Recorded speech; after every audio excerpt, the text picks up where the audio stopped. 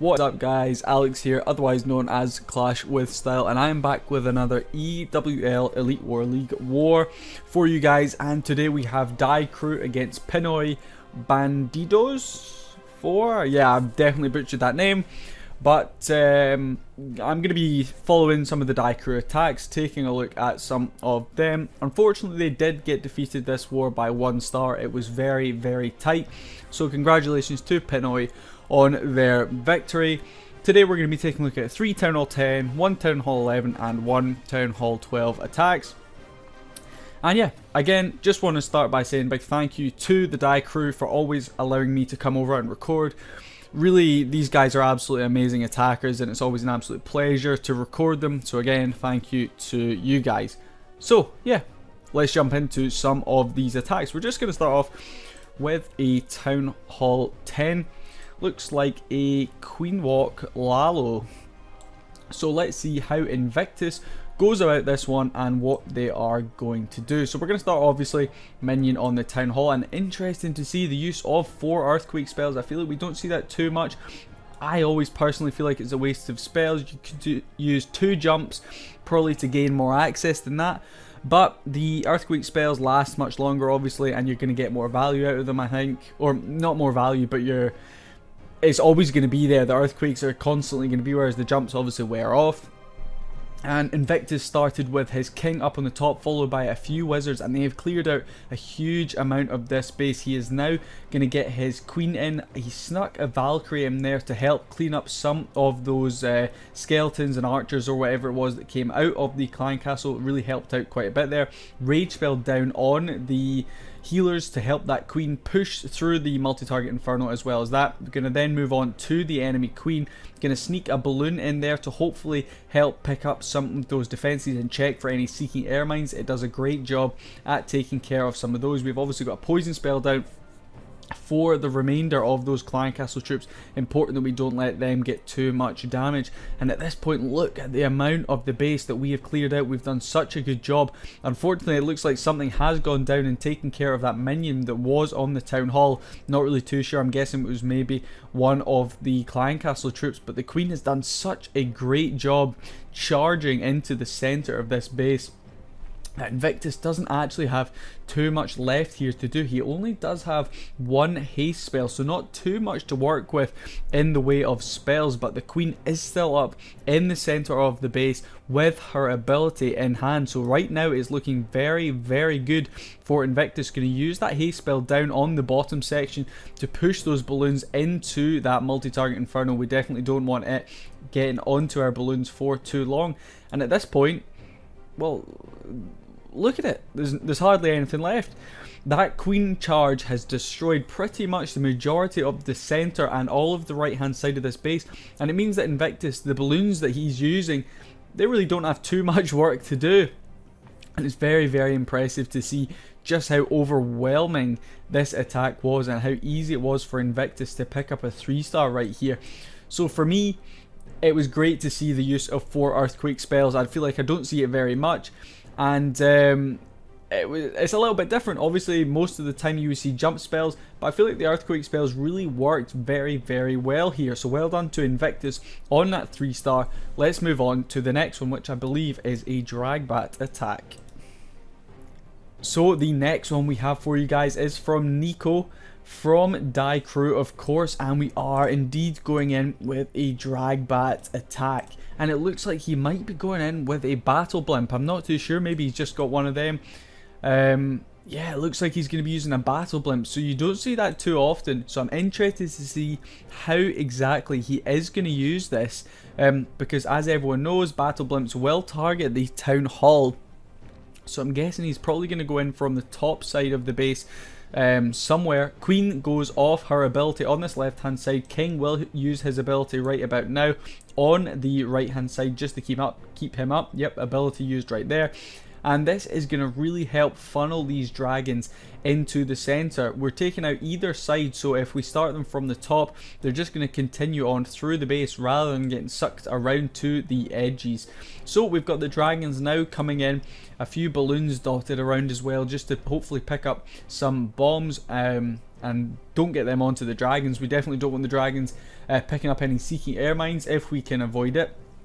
And those two multi-target Infernos are going to be some issues for us, so we need to try and get them down. In comes the battle blimp, so it is coming in from this top left hand side of the base, and let's see if it does any work at all. So he's actually going to use the battle blimp right there onto that multi-target Inferno.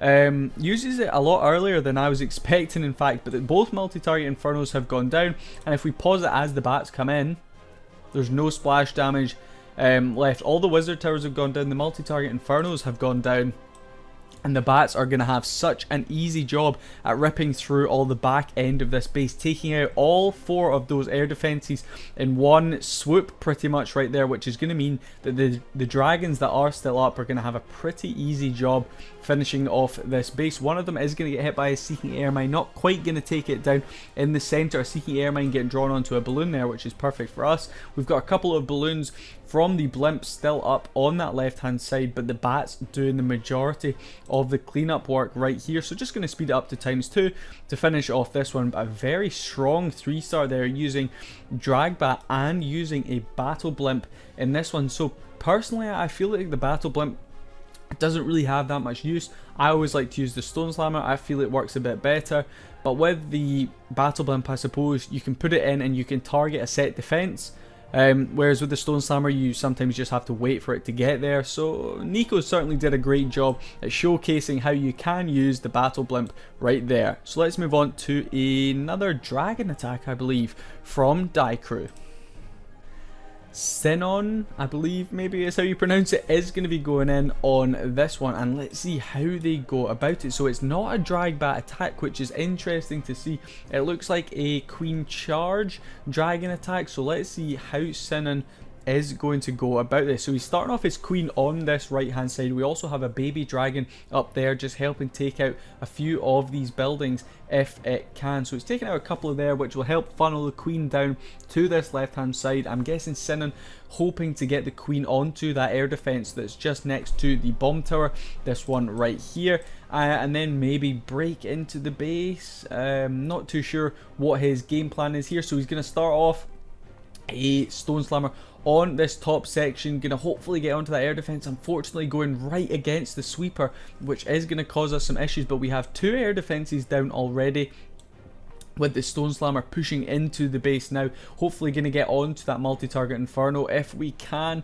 The queen is going to unfortunately lock onto the Stone Slammer, and it is going to go down right there, but not before it manages to take care of that multi-target Inferno. And it looks like a lot of Clan Castle troops coming out right there. I'm guessing some witches were in the mix, as we had a lot of skeletons. And that queen taking so much damage. Oh, ability just used in time. There was so many skeletons down there at that bottom section that the queen's ability was needed to be used. We use a rage spell to get those dragons through the multi-target Inferno at the top of the base. We do have a max level dragon that came out of the Stone Slammer. I believe there were a few balloons as well, and that is really going to help finish off this base. Our dragons have done a great job, but they are starting to get very low on health, and that max dragon from the Clan Castle, from the Stone Slammer, apologies, is doing some great work through the center of this base here. And luckily Sinon did catch that queen's ability. I don't know if you guys saw it, but it was on very low health, nearly missed the queen's ability, but luckily got that, and the queen has cleared all the way along this bottom section. And it looks like a couple of troll corner Teslas right there, but luckily the troops do split in half, and that means that they will not have to worry about time. So we'll just speed up to ×2 right here as these dragons push up to the top, take care of that to pick up another 3-star at Town Hall 10 for Die Crew. So let's move on to a Town Hall 11 attack, and this next one is certainly very interesting indeed. Ghost Warrior is going to be going in with this one, and before we go any further, I just want to pause it and point out his army composition. So it looks like we are going in with an Electron Lalo, so we're going to be getting the Electro Dragons out from the Stone Slammer wherever it might go down, and we have 2 clone spells. So I'm guessing the Ghost Warrior is going to try and push as far into the center with the Stone Slammer as we can, then use the clone spells and see what value we can get from that. Very important with these that we get as much value from that initial push as we can, because that's 6 six spell slots, I suppose. You could have 3 rage spells in there rather than just 2 clone, as they are 3 each. So it's always a risk, in my opinion, taking those clone spells, so you really need to get the value from them. So let's see how Ghost is going to go about this. So he's going to start his king off from this left hand side. Queen also goes down, gets a test wall breaker in. Freeze spell goes down to make sure that multi-target Inferno doesn't take out our wall breakers. We are broken in now to that first compartment, which is perfect. Queen is going to get onto that air defense, which is great for us. We can now get the Stone Slammer in, I'm guessing, from this left hand side. King is going to sweep around this base. Luckily puts a Coco Loon down. Very smart play there.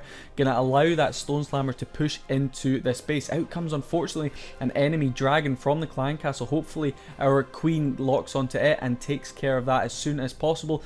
Down goes the clone spells as well as a rage to get as much value as we possibly can through the center. Unfortunately, that multi-target Inferno on that bottom section doing some great work, but the E-Drag and all those balloons in the center have ripped a massive portion of this base wide open. But unfortunately, we did miss this air defense on the back end, so that might cause us some issues.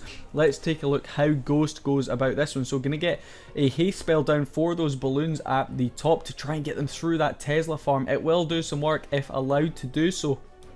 Another haste spell used on that right hand side to try and get those balloons in through nice and quick. I'm guessing he will use another haste spell down on this, yep, next to the multi-target Inferno. We definitely want to get it down as quickly as we can. Don't want to let it do too much work. Warden's ability used, maybe in my opinion, slightly too early. We didn't catch too many balloons. We could have used it probably around about there, getting some more value as they close in on that wizard tower and then push into the air defense.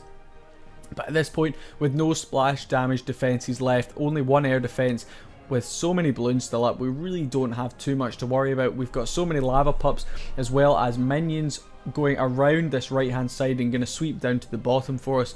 But timing is also not going to be an issue at all for Ghost. And as we speed up to ×2, like I said, these cleanup troops doing a fantastic job finishing off this base, and a very strong 3-star there from Ghost. That Electron push through the center with those clone spells, getting great value. And it's so important that you get good value with that, because if you don't, that's so much spell and like your clan castle and everything that just goes to waste if you don't get good value. So very important you get the value from that, and Ghost Warrior certainly did that.